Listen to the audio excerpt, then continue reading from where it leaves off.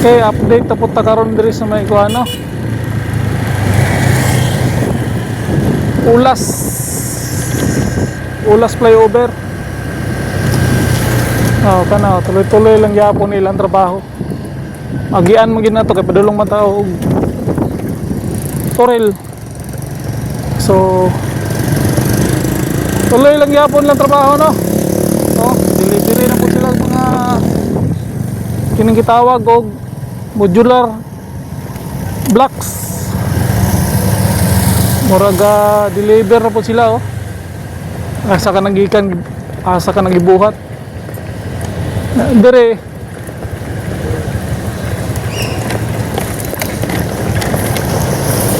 so quick update lang nino, quick update lang kay kuan man.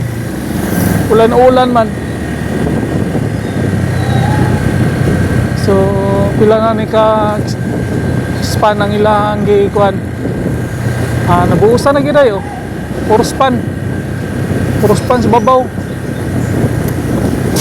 Naka puro span na gid sila.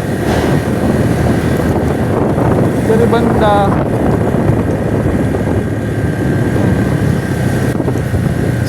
dari na side gisiminto pero ang pikas wala pa. Hulma naman dayon, na may hulmahan, no.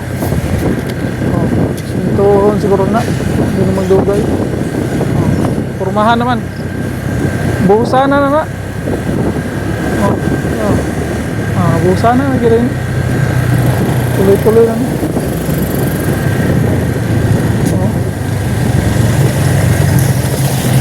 Pero na yung mga motorista na mag-agi-agi na punde rin. Tuloy-tuloy lang yung mag-agi-agi.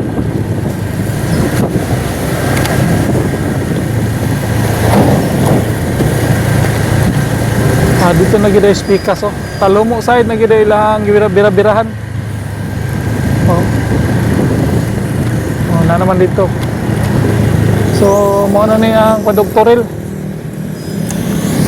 Dito unahan. Talumo side.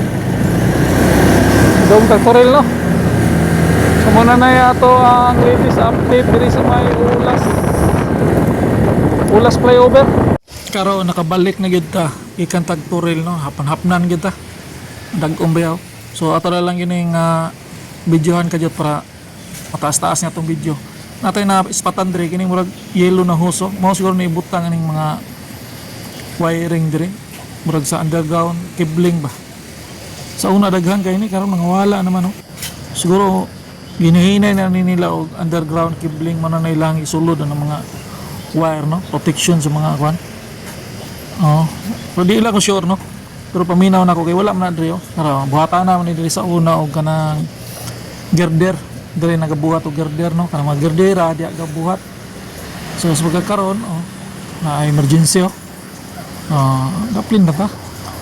Giveaway din ang mga vehicle diyan sa tubangan. So diri ra ko to ba tong update, no, kay dag-om naman uli na ta.